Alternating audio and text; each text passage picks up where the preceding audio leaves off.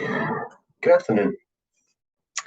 This presentation is on my experiences of applying the latest work by David Nicholl, with whom I've been collaborating over the last year on one of my courses at the University of Glasgow, the MEd in Professional Practice.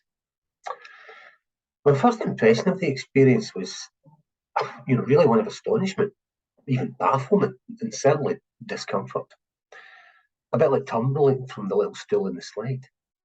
Why had I not seen the value of developing a student's ability to generate their own feedback? It was, after all, as David describes, hidden in plain sight. I've no answer for that, really, other than to say that I've had many eureka moments in my career. And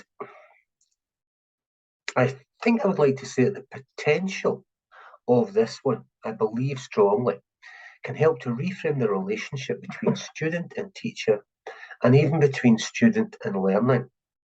As I think that in a climate dominated by performativity, results, outputs, impacts, which I know will be recognised by all of us, we have, through no fault of our own, found ourselves providing more and more support to our students to be met with demands for yet more.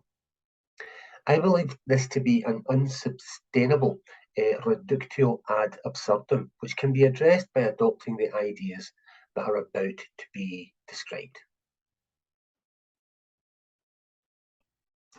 Turning now to slide 2, what's interesting, I think, about it is the fact that for those of us practicing, researching in the field, it almost seems now that the right-hand side of this slide represents the only realistic way forward. Looking to the left-hand side, when a student is told when feedback is imposed, it tends to be non-agentic and externally applied. There's a disconnection usually between the formative and the summative, and overall the product is static. It tends towards the non-dialogic, the written, and ultimately the corrective. When we turn to the right-hand slide, though, the comparisons there are very, very clear. The contrasts there are very, very clear. When the student acts, we have an internally driven reaction, which is agentic, which is dynamic, and it's systematized, it's organized within a particular system. Last but not least, it's also future-orientated and dialogic, and fits quite naturally into the kind of traditional paradigm that we have, but this time placing self-generated feedback at the beginning of a process that then moves on to look at peer feedback, followed by tutor feedback.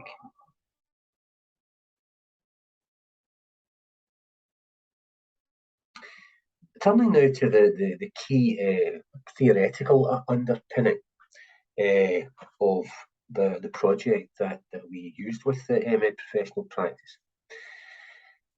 The intervention that you're about to hear about is interpreted in terms of new and, as David would say, developing research by Nicholl and McGuire, which argues that if students are to learn to regulate their own learning and performance independently of their teachers, and I think this is key, we must build their capacity to generate their own feedback. The next question then that arises is, well, what about your intervention? How did it enable support students to generate their own feedback? Well, this was an intervention that was based on the performance of students in their MEd assignment. And I'd been teaching the programme for quite some time and identified 5 areas that were perennially problematic for students from an analysis of their past assignments.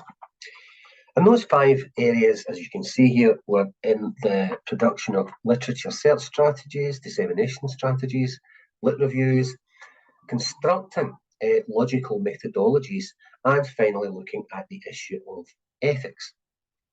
What we then did was to identify exemplars to model good practice for students. So for each of these problematic areas, 2 exemplars were sourced. Now, the methodology that we deployed was as follows. A, the student had to read and note make on one exemplar. What then happened with the second exemplar was that the process was repeated. Then they went on to compare the two with each other. The final stage here then meant, or sorry, the penultimate stage here then meant that they had to add what they had learned from the process to their own assignment. Now, just to take note here, that discussion ensued between the various stages already described here. So between A and B, B and C, and D and E. Now, this intervention was then packaged in the following way. So self-generated feedback started the process, peer feedback then continued the process, and tutor feedback ended this particular cycle. In terms of impact, in terms of the reaction from students, I think it's typically best to ask the students. So very quickly, this was a series of comments that I thought were very, very insightful. But then this is an insightful student body, all practicing teachers, all experienced teachers. So I feel that the comparison method helps you understand what makes up the fundamentals of good work independently. Although there are multiple books on how to write a good literature review, for example, the theory and the action are completely different. I found by having to analyse and dissect the examples, I was able to structure this over my own work and actually understand it. Although a teacher could tell you what to do, you may or may not be able to identify the hows and whys. And I feel that the comparison prior to teacher input is very helpful, because it means that when a teacher does intervene, the feedback is of a much higher quality and more targeted, because you've managed to troubleshoot the majority of the basic mistakes independently.